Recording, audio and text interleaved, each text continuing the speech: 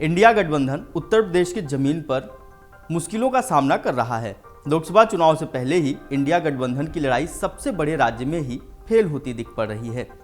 गठबंधन का घमासान इसे कमजोर करते जा रहा है। लोकसभा चुनाव से पहले इंडिया गठबंधन की फूट अपने आप ही भाजपा का कुनबा मजबूत कर रही है।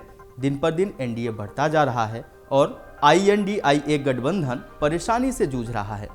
चुनाव में बहुत कम समय बचा है। जहां इंडिया गठबंधन को एक साथ मिलकर चुनावी मैदान में होना चाहिए, वहीं उनके बीच कलह जग जाहिर हो रही है। यूपी में पिछले 6 दिनों में इंडिया गठबंधन को 4 बड़े झटके लगे, जिसमें विपक्षी खेमा बेहद कमजोर नजर आता है और एनडीए खास मजबूत हो रहा है। समाजवादी पार्टी के अध्यक्ष अखिलेश यादव जहां पिछला दलित और अल्पसंख्यक का नारा देकर एनडीए के सामने गठबंधन को मजबूत दिखा रहे थे, वहीं एक के बाद एक झटके पिछले दिनों से वो झेल रहे हैं। उत्तर प्रदेश में गठबंधन की सबसे बड़ी पार्टी समाजवादी पार्टी को एक के बाद एक बड़े झटके लग रहे हैं। यूपी में इंडिया गठबंधन का सबसे बड़ा झटका RLD के रूप में सामने आया, जब जयंत चौधरी ने तमाम अटकलों के बीच एनडीए में जाने का ऐलान कर दिया। जयंत सीटों को लेकर नाराज बताए गए। जैसे ही जयंत की नाराजगी सामने आने लगी, उनके दादा चौधरी चरण सिंह को भारत रत्न का ऐलान हुआ और जयंत ने ट्वीट किया कि दिल खुश हो गया। जयंत ने ऐलान किया कि अब किस मुंह से मना करूं।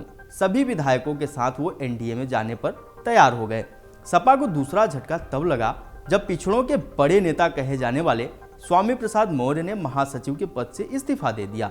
बताया गया कि अखिलेश ने जैसे ही सपा के राज्यसभा उम्मीदवारों का ऐलान किया, स्वामी प्रसाद मौर्य नाराज हो गए। उन्होंने एक लंबी चौड़ी चिट्ठी लिखकर महासचिव के पद से इस्तीफा दे दिया। उन्होंने कहा कि पार्टी के कार्यकर्ता के तौर पर काम करेंगे, लेकिन कब तक करेंगे यह कहना मुश्किल है। सपा को तीसरा झटका पल्लवी पटेल के रूप में मिला। उनके सहयोगी दल अपना दल की पल्लवी पटेल ने कहा कि सपा पीडीए की बात करती है, लेकिन लड़ाई को फिल्मी बना दिया। उन्होंने कहा कि वो सपा प्रत्याशी को वोट नहीं करेंगी।